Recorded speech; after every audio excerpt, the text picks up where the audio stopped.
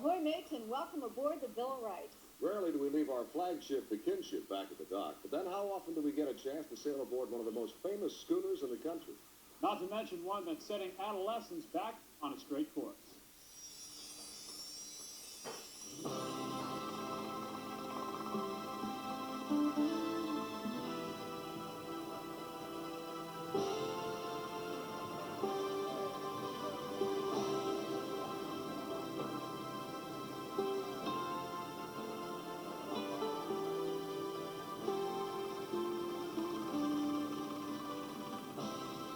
Imagine a windjammer, if you will, that works her way to windward for the wayward boy and girl. Her mighty hull gleaming white, her massive spars varnished bright, and in her wake are wrongs made right as she sails around the world. Ready to go!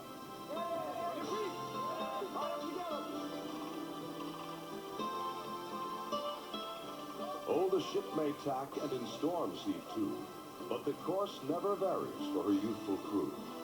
Shanghaied from a rocky shore, here she sends them to new heights, not to look for trouble, but to find respect aboard the Bill of Rights.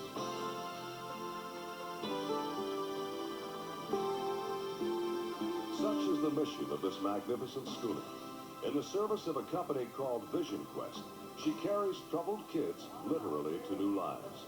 Some come from a series of foster homes, some straight from jail. But all have a list of problems that reads like a litany, and summed up, each has a very unhappy history.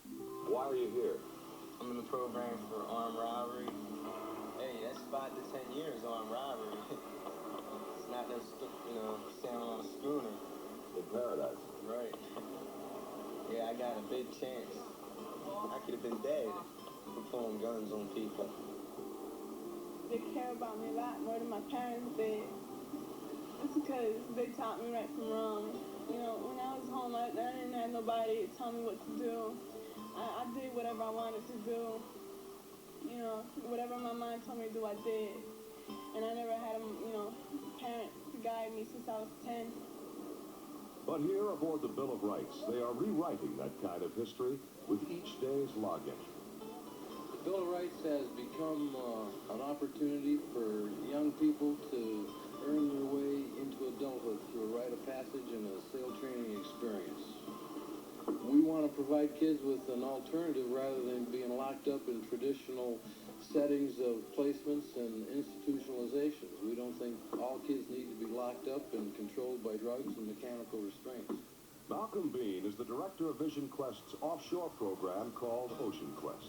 He has spent a career in corrections, but 16 years ago, his career changed course. I was involved in the mental health system working with kids for about an 8-year process and then 3 years in the Department of Corrections, and just really became frustrated with the lack of an alternative that seemed to be working. Vision Quest offered the alternative Malcolm was seeking. No longer frustrated by seeing kids merely incarcerated, he was now working in a program that truly helped them to become rehabilitated. You cannot run away from a boat. No place to run, no place to hide. You have to deal with your interpersonal relationships. While Malcolm runs the program, it's Robert Glover who runs the boat. My first exposure to the Bill of Rights was in 1974, that fall of that year. And I came on board as a galley hand. And at that time, I was only 14 years old. And at the present time, the skipper didn't want me to come on board because I was too small. And then he told me to come back when I had a little bit of meat on me. So I did come back. It's an incredible combination.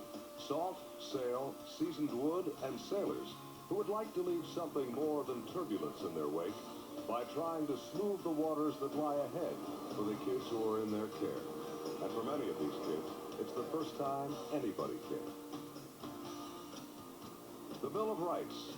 There are two of them, of course, the wooden one and the written one. And they both have one thing in common. They both hold the promise of freedom, if you're willing to do the work it takes to maintain it.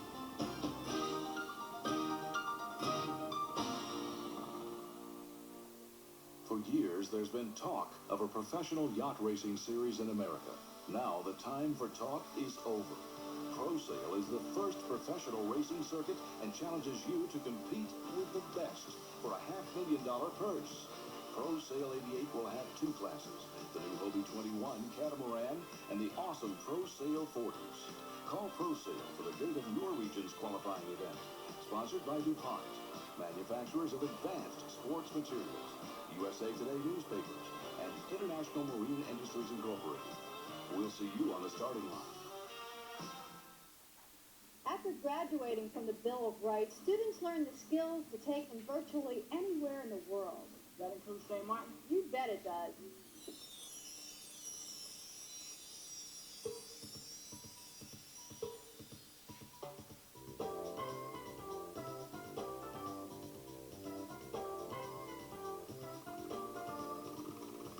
Jagged and serene, clear, blue, and clean, the coast of St. Martin is a sailor's dream.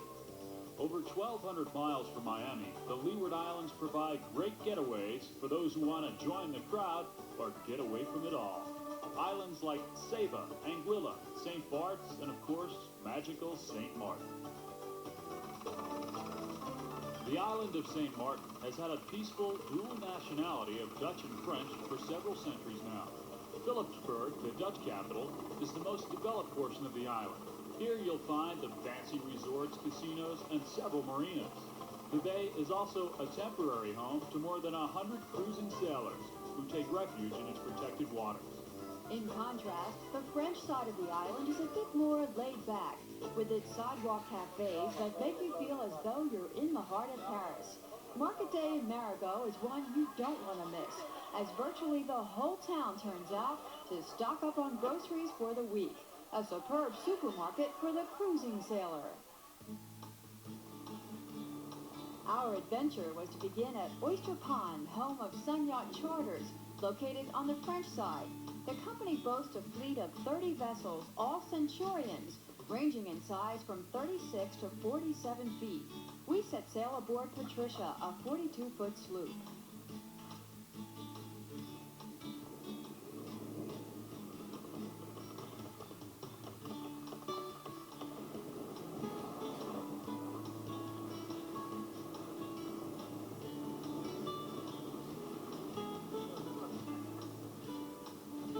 French-built Centurions are known as high-performance yachts, which is a real plus when you have a limited time to explore the islands.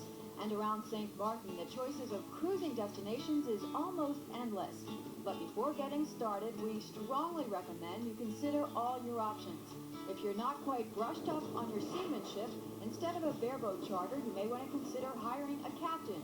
Not only will this take away the burden of responsibility, but you'll also have a knowledgeable guide aboard who will no doubt prove to be a welcome guest. If you do choose to go the bareboat route, be sure to have the most recent charts available, as some islands are marked on the American navigational system and others European. The eyeball technique is perhaps the most important navigational aid you'll need.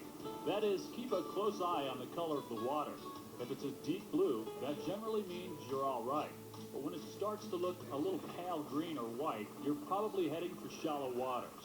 The reefs will most often appear as dark patches, although if the sun isn't out, they're harder to detect, and a close eye on the chart is always the best policy.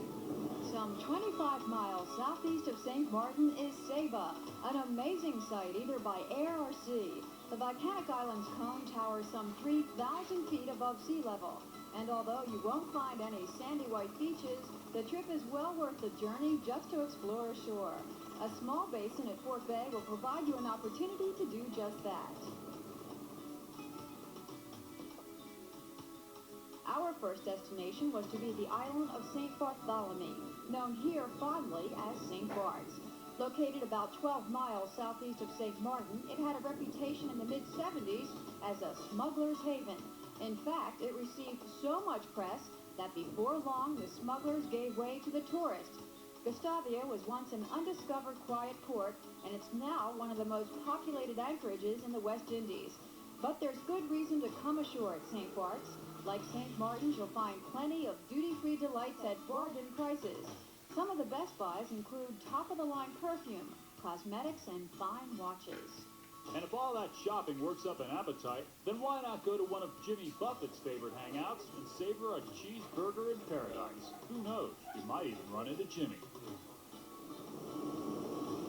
Columbus named this 8-square-mile island after his brother when he sailed off its peaceful coastline back in 1493. The island certainly hasn't lost any of its beauty since then, with its unpolluted waters still caressing the white sandy shores.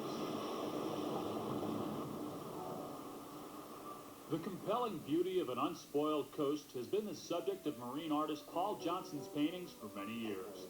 He joyfully opened his studio to our Captain Philippe and shipmate Suzanne.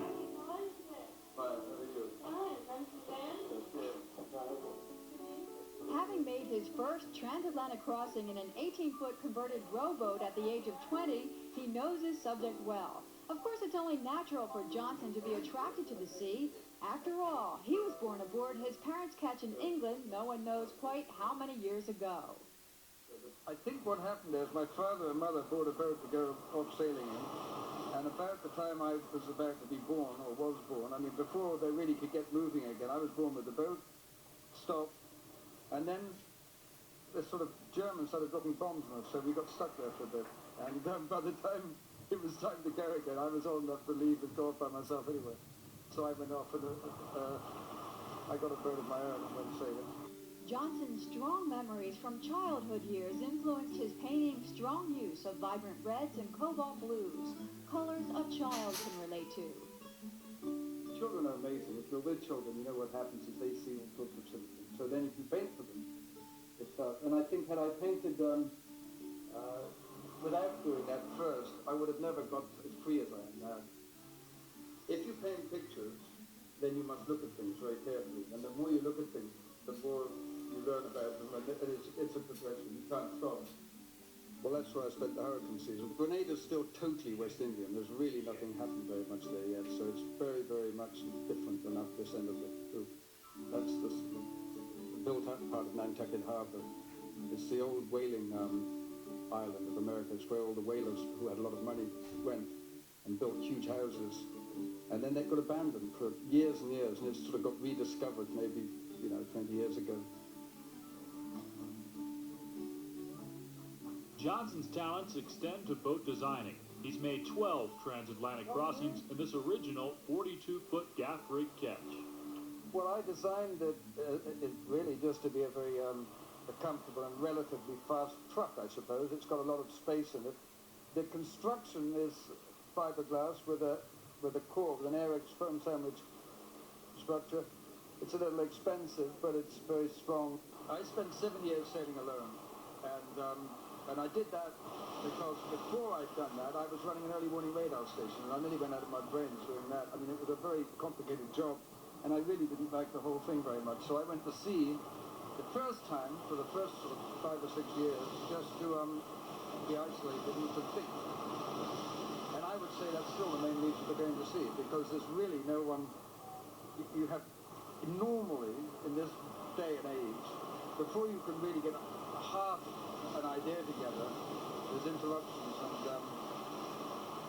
and inputs that you really stop your train of thought. And I think if you spend a month at sea with someone that you like, preferably, or alone otherwise, it gives you a lot of space and time. I do a lot of research, and I paint pictures. Unfortunately, it was time to say goodbye to our talented friend as we headed for the island of Saba to take a look at the world below the bow.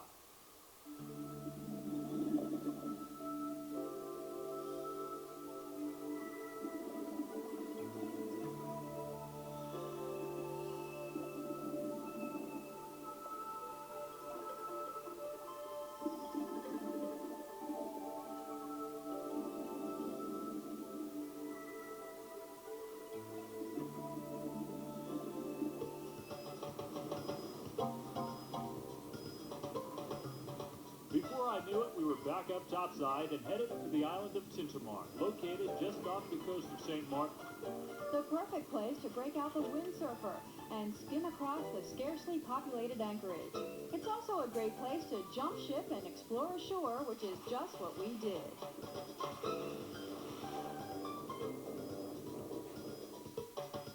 So So if you're still not convinced that this perpetually sunny destination surrounded by an emerald sea is for you, keep in mind that constant trade winds make the West Indies ideal for a day or weeks under sail.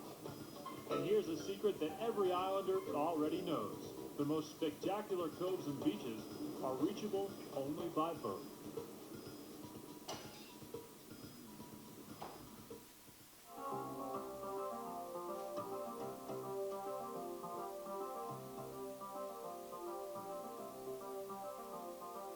Styled in the free spirit of Hawaii, shaped by wind and sun, unlimited pleasure forever.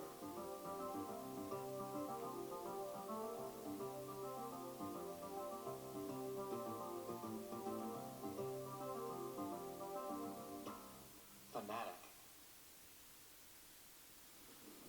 Wanderer was the boat that the Bill of Rights was designed after, and she was built primarily for speed.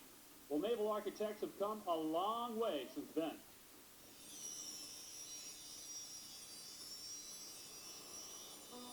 The Golden Gate Bridge, one of the most famous landmarks in America. She stands as a tribute to the wonders of engineering, just as her turbulent waters below have become synonymous with the best sailing in the world.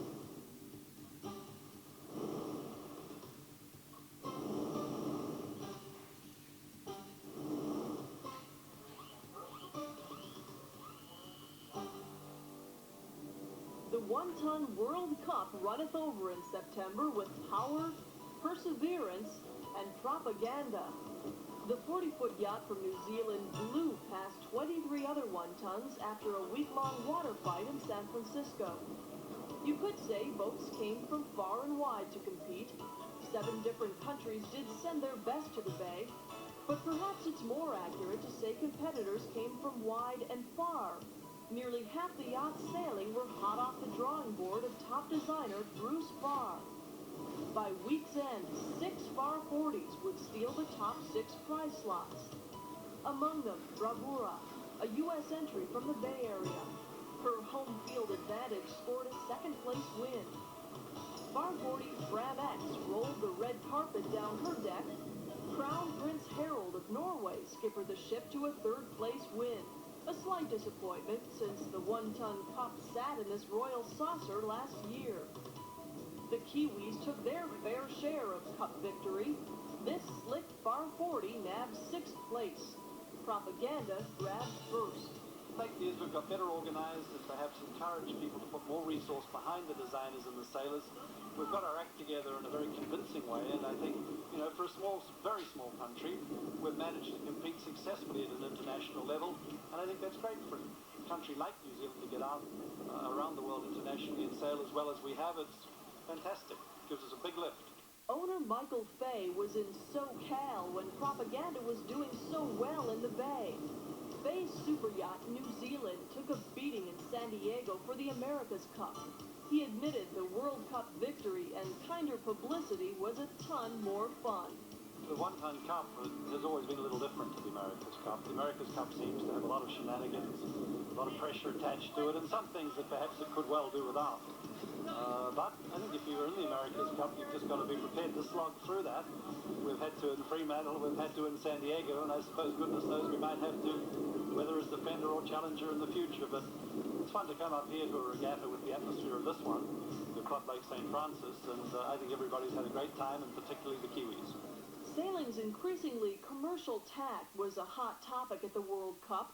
40-year veteran Crown Prince Harold of Norway remembers a more carefree sport. I'm afraid it's gone more and more professional. And it has some good parts about it, but it has some parts that I don't like too. But the competition has certainly become more fierce in the last 10, 15, 20 years. Take heart, Prince. The race did include a subtle yet constant reminder that one aspect of sailing can never be fought or controlled: the weather. Inland, Mother Nature whipped up 30 to 40 forget-me-not winds, but offshore, not a puff. Fickle conditions put 9-man crews to the test. Joint venture skipper Russ Lloyd says sailing's a mite smoother down under. The ocean race was a very light air drifting match, if you like. And the short races have been quite windy, so I guess, you know, the conditions, I guess, are unique, if you like, in San Francisco. Each of the three 27-mile buoy races was a long and arduous port triangle involving 10-mark roundings. Propaganda made headlines every race. First win by 23 seconds, then a 1-minute 10 victory, and finally a nearly 2-minute margin over Kiwi sister ship Fair Share. Men and machinery came unglued in the buoy races. Booms snapped. Spinnakers blew up. Several crewmen were injured, enough to make the strongest of will skedaddle. We're having a hard time in that most of the other boats are extremely well organized and prepared and have crews who are practicing and racing all the time. So in preparation, we're having a few problems there. But for the most part, we're doing about as well as we possibly could considering the high level of the competition. There's very few boats out here that are really doing badly. Action-packed turned action-lacked in the ocean races. Boats crawled through the first course between Fort Reyes and Ano Nuevo. 64 hours later, Propaganda inched past the finish line as top snail. The second medium-distance race turned out a new winner, finally. Danish Bar 40 team Circle-Line. A win in the final buoy race clinched the World Cup for Propaganda. A victory at least one crewman credits to more than just the Par 40 design. No design's an overwhelming advantage. What these boats are is they're basically platforms that you put rigs, sails and crews on. And you've got to have a combination of all those to make the formula work. So the New Zealand team has the World Cup in hand. And after weathering such tricky conditions, you can bet the Kiwis raise a toast to every team that dared to set sail for such a grueling week of racing.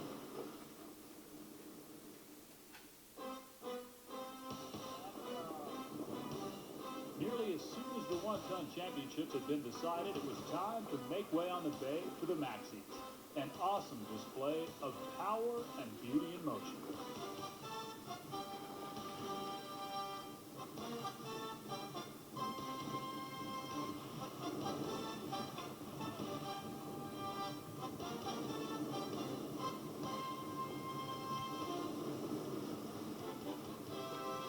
This marks the 25th anniversary of the Big Boat Series put on by the St. Francis Yacht Club.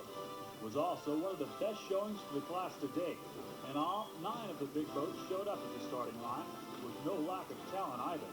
The ever-present Kealoha with John Kilroy and Dennis Conner aboard.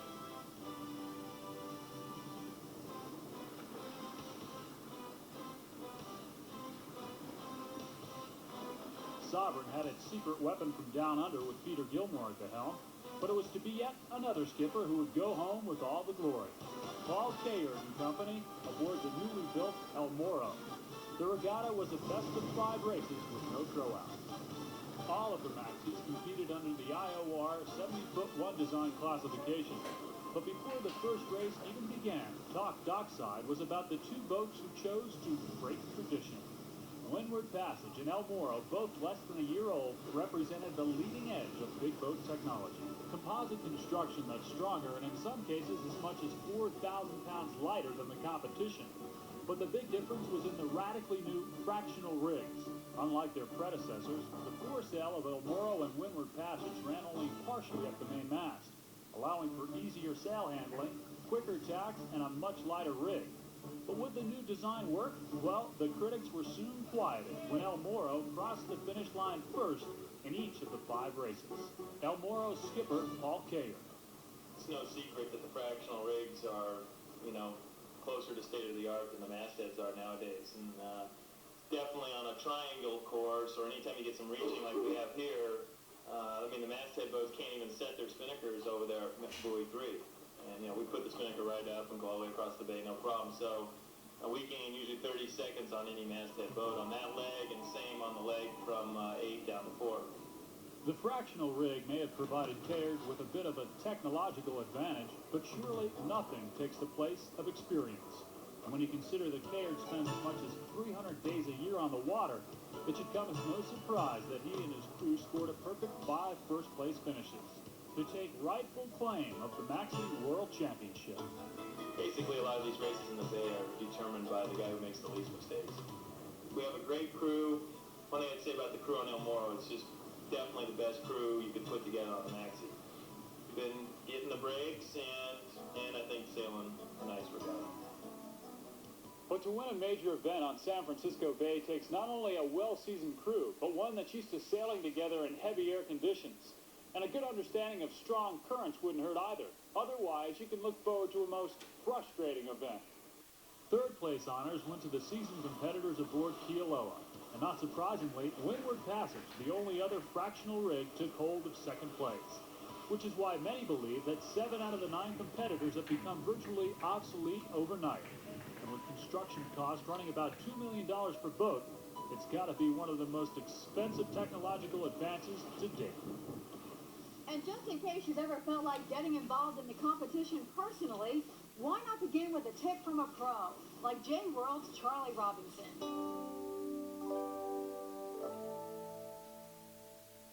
Today we present the practice race from the J24 World Championship sailed in Newport, Rhode Island.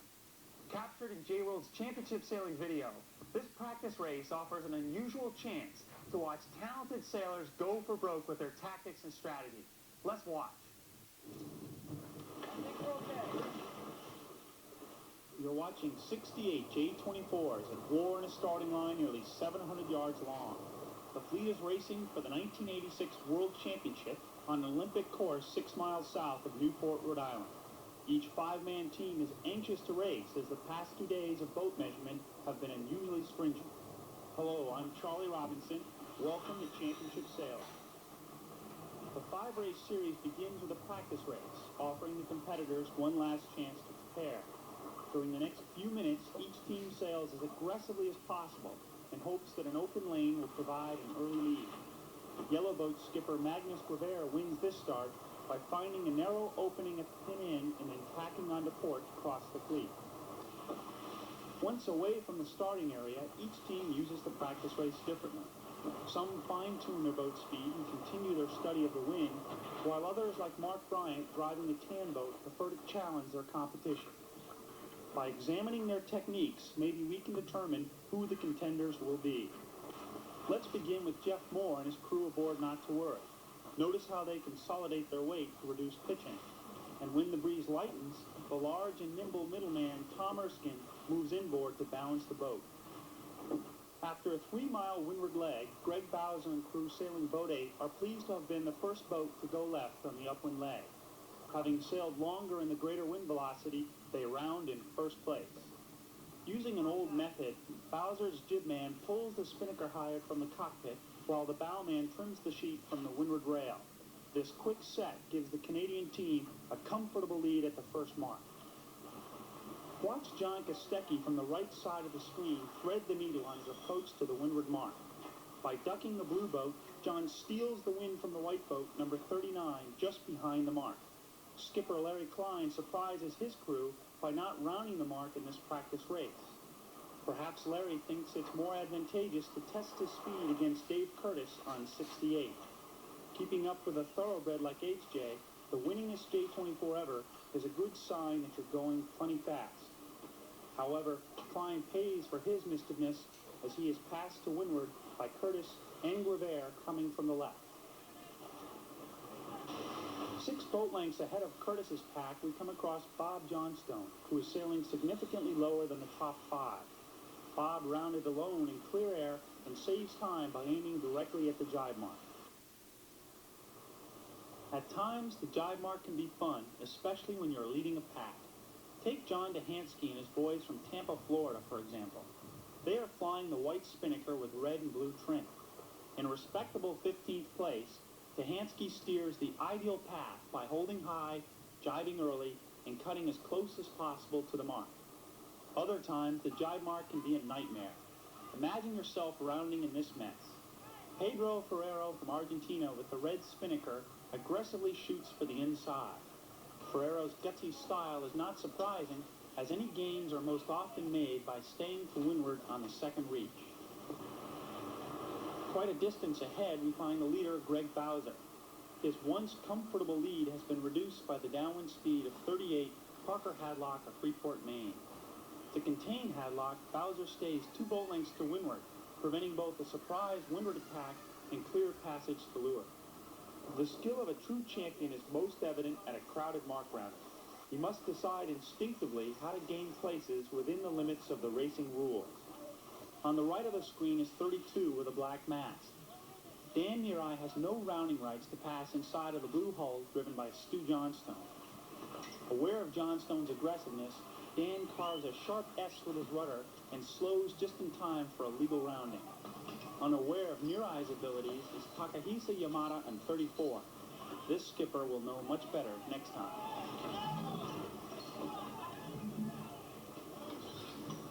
Here comes number 27, Elliot Rosin of Chicago. Elliot works away from the crowd to clear his air. In the slop, his jib man adjusts the Genoa trim, while his forward crew warns of encroaching spinnakers.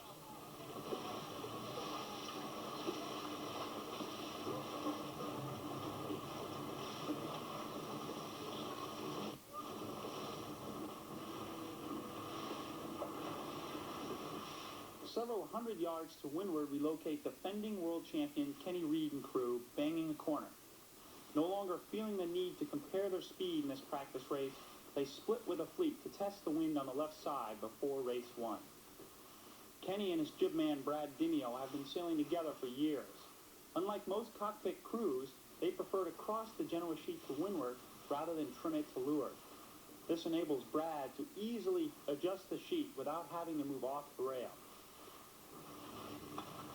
With the leeward traveler sheet uncleated, Kenny makes no special adjustments as he passes. Just a nice, simple, smooth turn and a jib man like Brad Dimeo. The leaders arrive at the second windward mark and discover code flag S. Instead of 2 more legs, this will be the finish. By playing the middle of the course, Jeff Moore's team is pulled even with the leaders. Let's watch a close finish at the pin end. It's Jeff Moore by less than a quarter boat length. Greg Bowes attacks too close to Moore and hits the mark. To finish, he must re-round and accept a 20% penalty. Parker Hadlock on the right regains second, while 17, Dave Chapin comes back to third. Dave Curtis, the 1984 world champion from Marblehead, Massachusetts, reveals his speed and smarts by catching 7 after the first windward mark to finish 4th, just ahead of Bowser. Did you notice Jeff Moore luffing his bow head to win at the finish? That technique, called shooting a line, enabled him to win the race.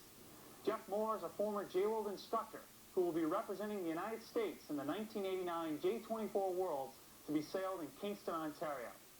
Join us next time as we look at J-World's downwind sailing video. We'll get an onboard look at Ken Reed and see how he demonstrates the best way to steer a downwind leg.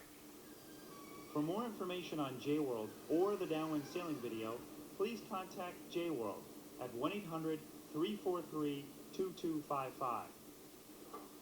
You can imagine the enormous amount of maintenance there is to be done on a schooner the size of the Bill of Rights. But then, as we all know, there's work to be done on any boat. And hopefully, the job always begins with the right tools. One out! Why, sure. How long do we have to do this? Till they tell us to stop. Oh, okay.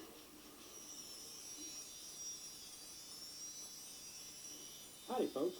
How many times you dug through that toolbox looking for a tool that just wasn't there in the first place? Now, sometimes that can be just frustrating. Other times it can be downright dangerous. Ideally, tools should be where you're going to need them, when you're going to need them.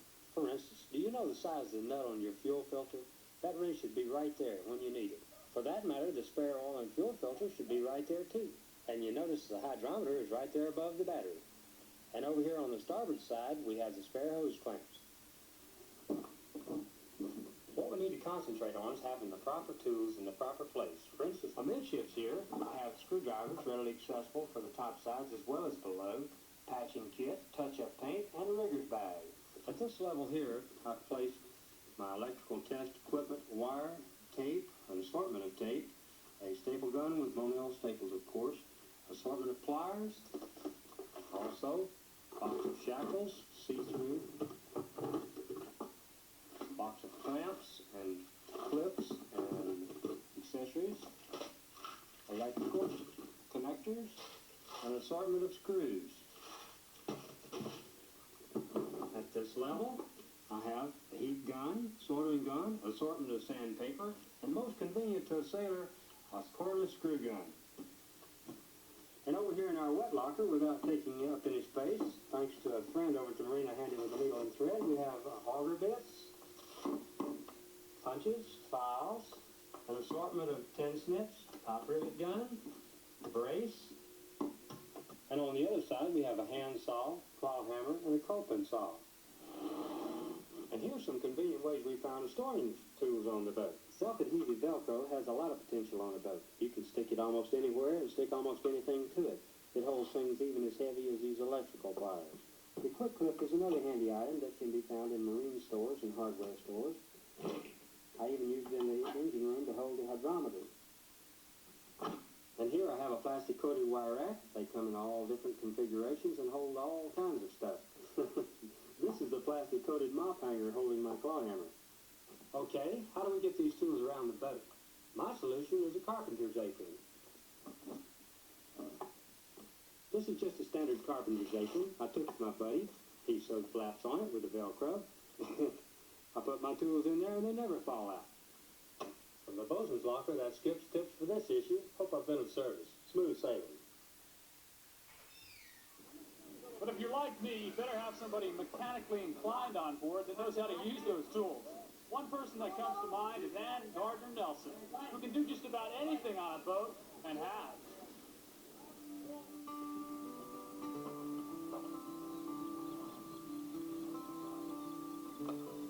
The toughest part about doing a story on Ann is trying to figure out where to begin.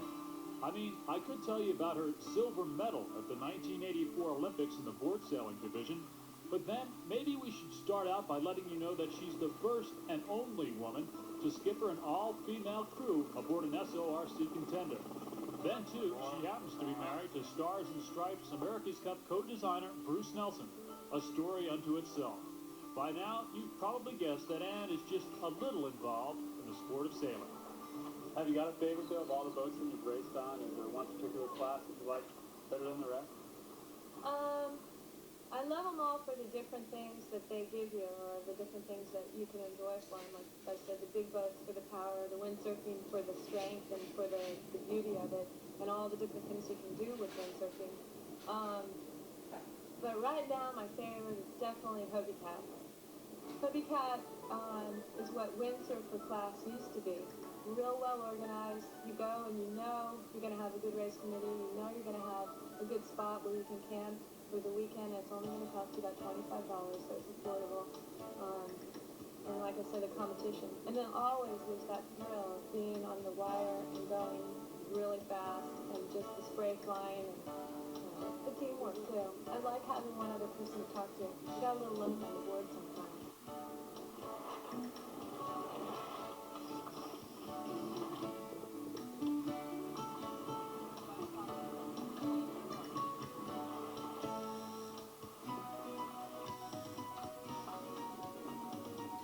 Currently, Ann is the only female skipper in the newly organized Pro Sail Series, a distinction she hopes to do away with thanks to the advent of organizations like the Women's Yacht Racing Association, designed to increase the ranks of female salts in sailing.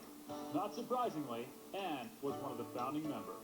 So we started winning all the women's races, and the next thing I knew, we were running clinics around the country for women sailors, teaching them offshore racing skills. Women that already knew how to sail, that already raced on boats, but just give them a crash course in 1 week. During the early 80s, Ann and her female crew members were making quite a reputation on the Saucy circuit. She soon became the subject of countless television news reports and graced the covers of boating publications worldwide. Fittingly, it was dockside where she met her husband, America's Cup yacht designer Bruce Nelson. Well, he's getting more famous all the time. At the time, I didn't know who he was. I just thought he was pretty good looking. It's nice because we both can relate to what the other one's doing. It's not like one is a sailor and leaving all the time, and the other one, you know, is wishing that person were there and can't understand how they could love sailing more than the other person, which isn't the case. And we just both have a lot of love for the sport.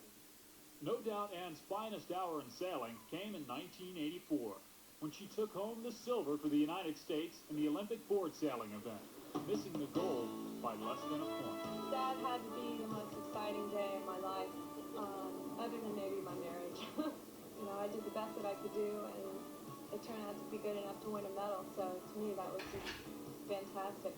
There's nothing, I mean, when I see the films of that rerun, I get tears in my eyes every time, or I hear the songs, the Olympic songs, I just get all choked up, because there's nothing like that experience, absolutely nothing.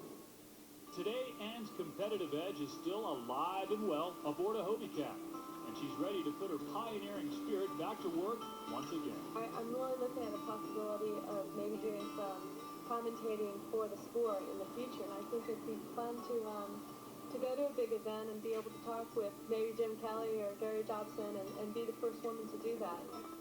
We're happy to say that Anne will get a chance to show off her journalistic skills as she hosts the story on the Golden Hind in our next issue of Set Sail. Well, as you can see, it takes a lot to keep up with Anne, and perhaps one of the best ways to do it is with a proper meal. So let's check in with Patty and the galley. Ahoy, mates! With the Bill of Rights working your way up the Gulf Coast, how about something Cajun in keeping with these waters? Today I'm going to prepare shrimp creole and a broccoli casserole. I've decided that it's a lot more fun to be in the cockpit than in the galley, so I take as many shortcuts as I can. I found a Louisiana brand shrimp creole dinner. All you need to add is 1 can of tomato paste and, of course, shrimp. You can either buy them frozen, as we know, fresh, or maybe you can trade a 6-pack of beer with some friendly shrimpers. Today we have them frozen. First step, let's get to the package of Louisiana and get this dinner rolling. Add your tomato paste, stir it around. Now we're going to let that simmer for a while. Meantime, I'm going to get some scallions and green pepper and add my own little touches to this. I'll chop up a few of those, saute them, and dump them in with the rest of the brew. Now I'm going to add the onions and scallions to a can, saute them for a couple of minutes, and then add them to our bubbling brew. That certainly is bubbling. In it goes. Just stir them right in with that brew. With our sauce thickening up nicely, it's time to add our tastiest ingredient, the shrimp. There they are. Stir them around, cover them up. Let them have 5 minutes on simmer. While our shrimp are simmering, it's time to get to the broccoli casserole. This can be prepared on stovetop or in an oven. I take 1 package of frozen chopped broccoli, and to which I add 2 hard-boiled eggs chopped, 1/2 cup shredded cheese, and 1/2 cup of stovetop stuffing mix. With all the ingredients in now, just stir them up a bit, put the lid on, simmer for about 5 minutes. The buzzer just went off and it looks like dinner's ready. Let's see what we've got here. Filled up a hearty appetite at sea. Looks like we have enough for another crew. Now our broccoli casserole's just had enough time to let the cheese melt. Stir it around. The stuffing adds flavor, spices, without a lot of salt. With a meal so simple to prepare, I have more time to spend topside enjoying the sunset. Bon appetit. The Bill of Rights was designed by McCurdy, Rhodes, and Bates and built by Harvey Gamage at his yard in Bristol, Maine back in 1971. They don't build them like this anymore, but that doesn't mean they don't build them well, which brings us to The Winship and this issue's Builder's Boast. From the materials they're made of to the high-tech hardware and accessories that are then attached, the cruising Winships and their cousins built by their Kiwi Racing division are not only among the fastest boats in the world, but best built as well. Each is unique, and they turn them out the old-fashioned way, by hand. But that's where the old-fashioned ends. Materials that we use are things such as carbon fiber, Kevlar, epoxy resins. As president of Winship Yachts, Bill Waite oversees the construction of every boat, a process that blends the best of old-world craftsmanship with space-age technology and finds the finest artisans working alongside the most advanced engineers.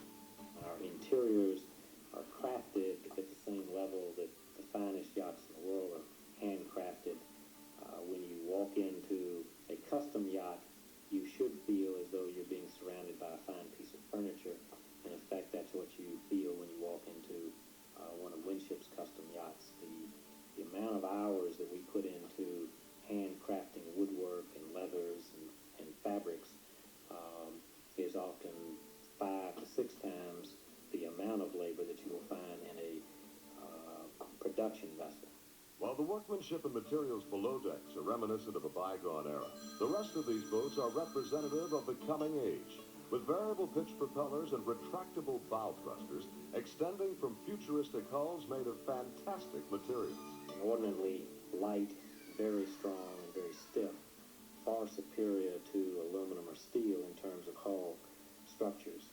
And this is an example of one of those structures. It is a carbon fiber epoxy and core laminate that is off of a race boat that we have built, and in terms of its strength and lightness, it is probably double the strength of aluminum at the same weight.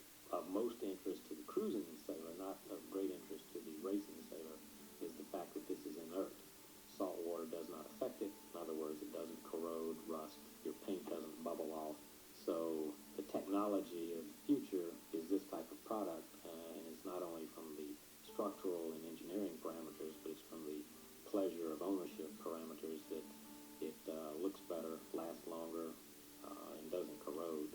Be it racing or cruising, Bill Waite and his crew have created a company that should be around for a long time, because that's how they build their boats, to be around for a long time. What a boat. You know, every boat should have one of these, but what do you do with it? That's Dr. Dye's department.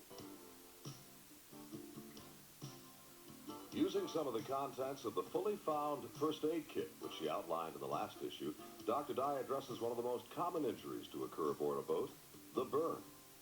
To recall, the classification of burns is according to the depth of the injury.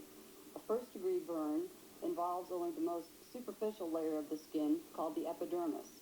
Then a second-degree burn goes deeper into the dermis, the deep layer of the skin, and a third-degree burn involves the full thickness of the skin and extends into the underlying fat.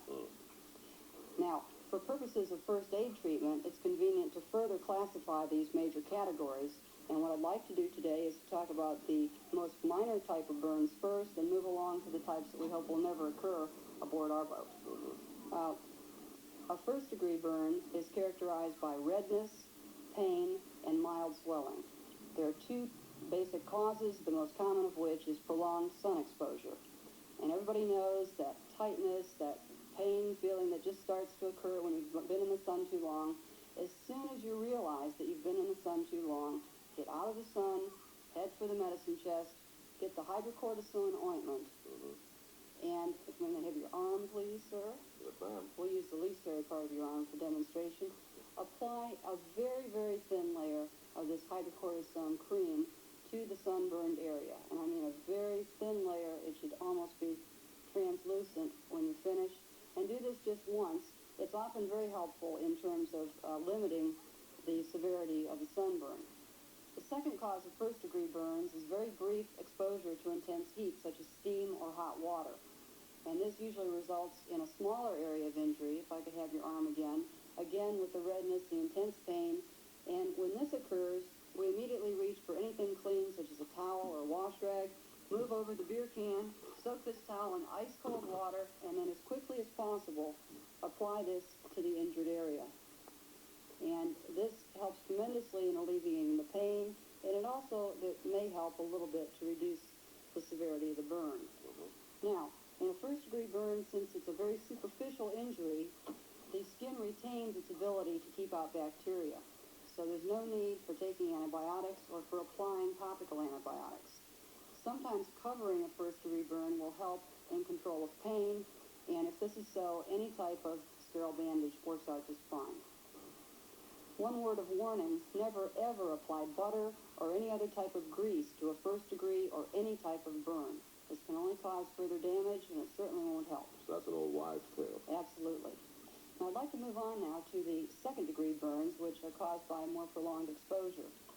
A superficial second-degree burn is characterized by blistering, edema or swelling, and intense pain. So again, with a superficial second-degree burn, the first thing we do is reach for the ice chest, the ice-cold water on the towel, and apply that to the burned area.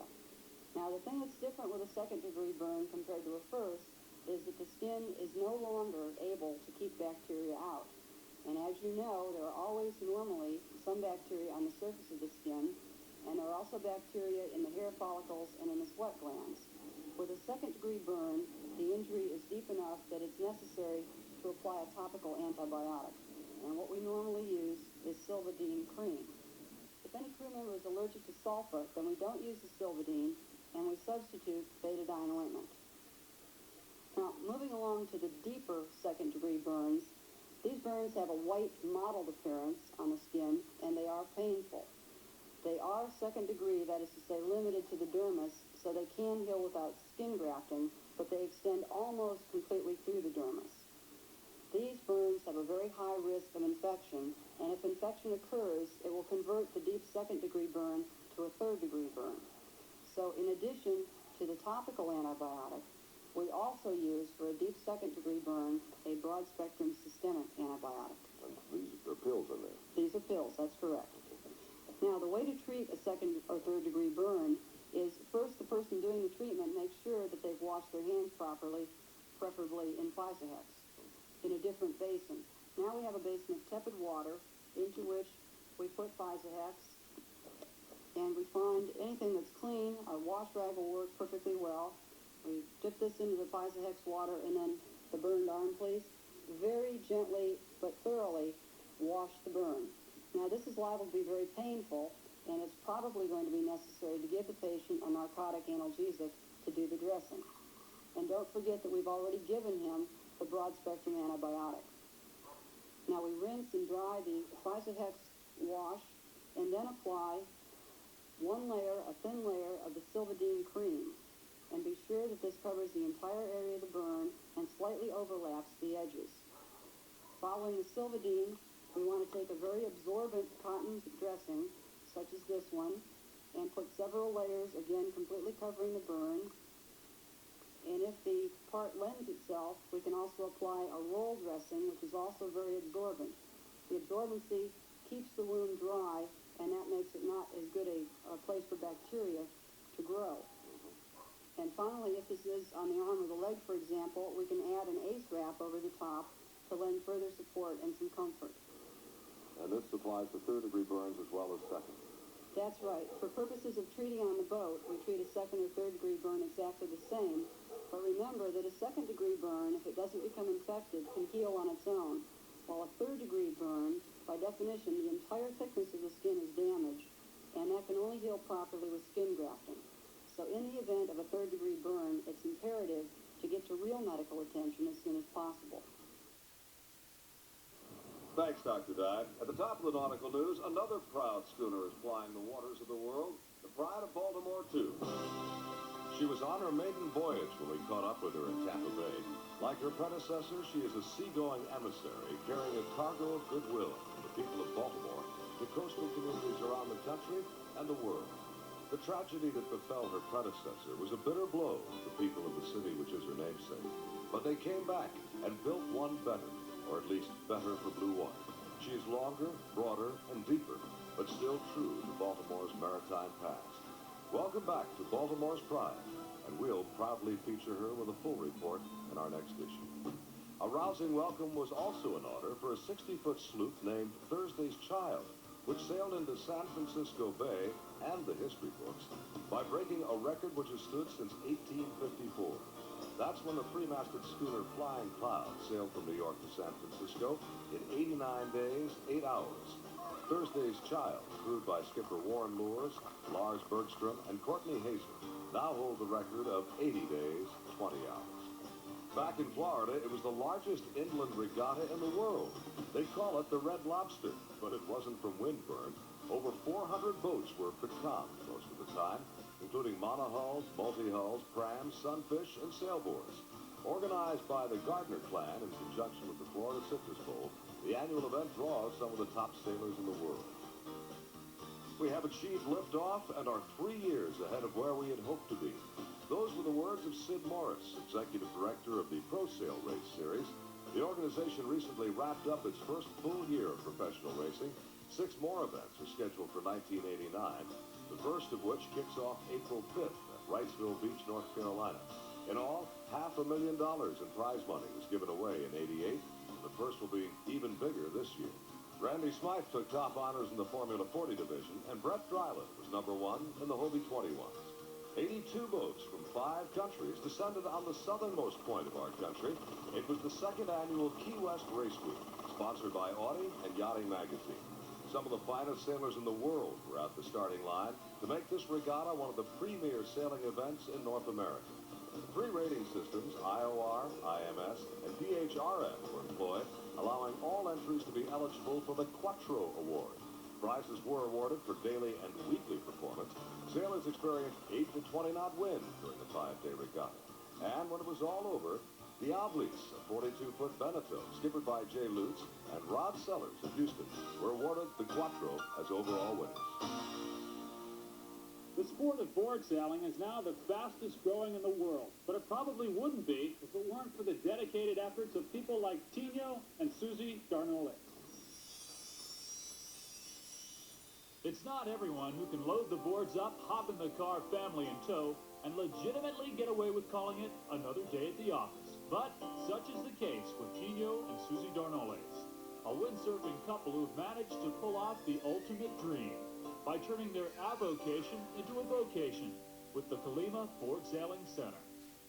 I'm planning to go north this summer and sail in some of the cooler waters up in New England along the East Coast. And I'm going to be needing some type of cool water protection. Now, what do you suggest?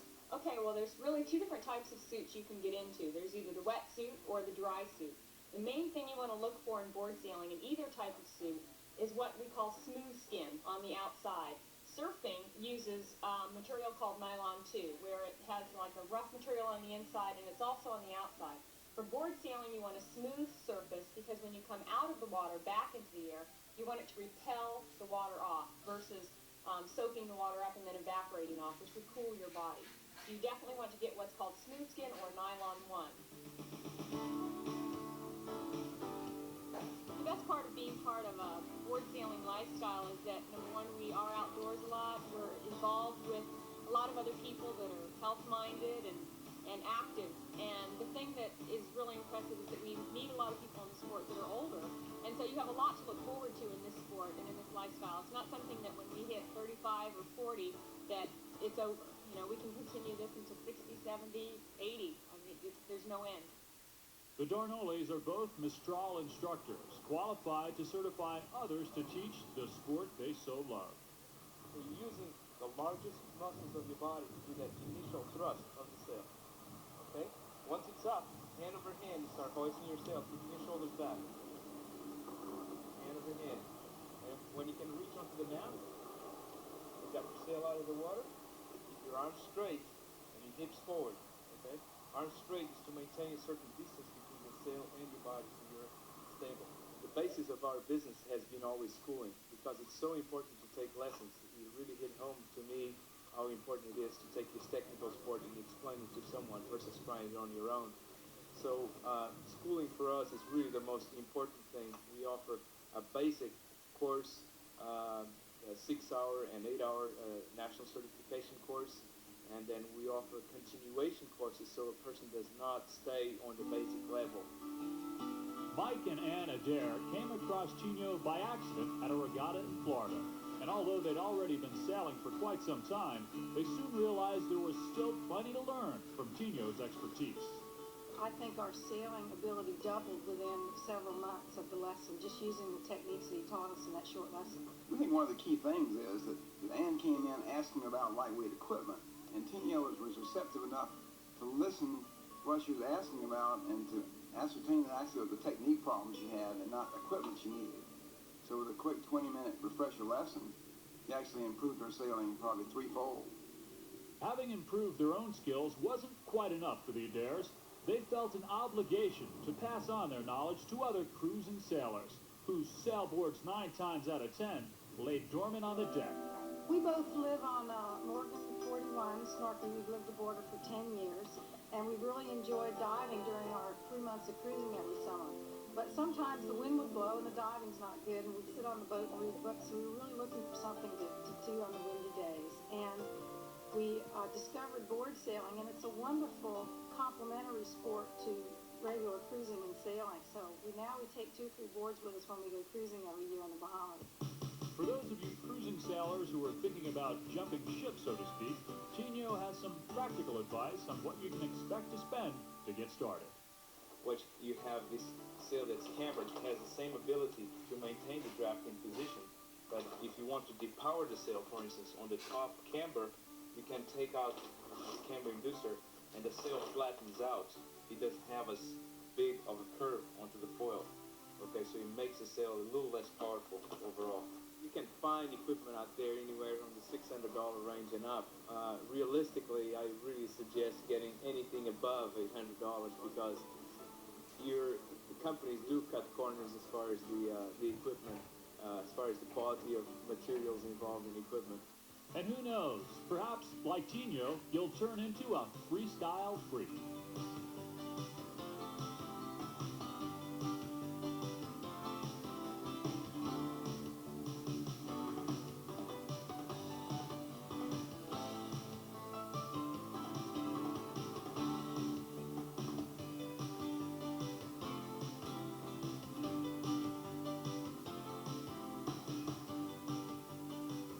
Freestyle is the expression of yourself and using the elements and using the sailboard, taking the very basic concepts of a sailboard and put them to use with the elements. As you know, the sail just can rotate any different way, and you can actually take it out of the board and just use it as a kite. You can balance the sail on its proper balance point and sail it backwards, forward, anywhere you want. And it's pretty much exploring board sailing to its limits.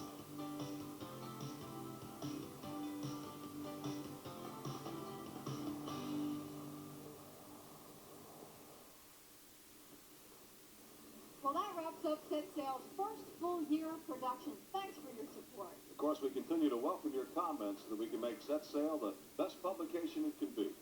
Of course, we want you to join us again next issue as Set Sail continues to set a course for adventure. Until then, smooth